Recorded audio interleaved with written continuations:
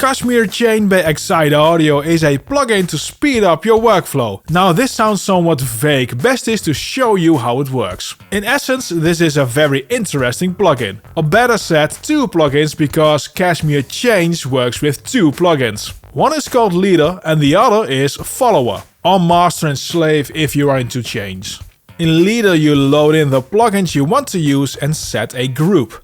In the Follower plugin, which you have in another channel, you set that same group and it will auto-load the same plugins and settings you have set in the Leader plugin. This by itself isn't that exciting. Many DAWs have an option to copy and paste plugin chains between channels. What makes change very interesting is that whatever settings you change in the Leader plugin, these will also apply immediately to the same plugin and setting on the Follower plugin. Now this is great when you have quite a few tracks which need the same plugins for something like adjustment of saturation over a bunch of tracks. Same with, for instance, compression. Adjusting in multiple tracks will sound different than having one plugin on the bus while you change settings. This plugin also has macro options. Click here to add which plugin and its control you want to use, or use Learn and wiggle any control on the plugin. You can add multiple plugin controls to one macro.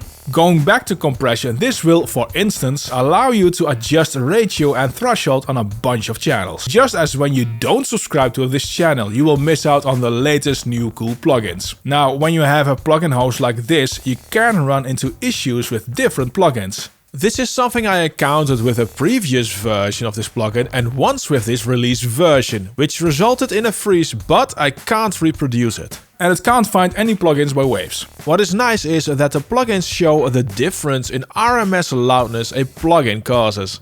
One more note, during install the plugin will scan for your plugins, and how long that takes depends on how many plugins you have. It took quite long for me. If you just need macro control and some nifty multi-band tricks with multiple plugins, check out the free Waves Studio Rack. You find it in the video which is displayed on screen and linked in the description below.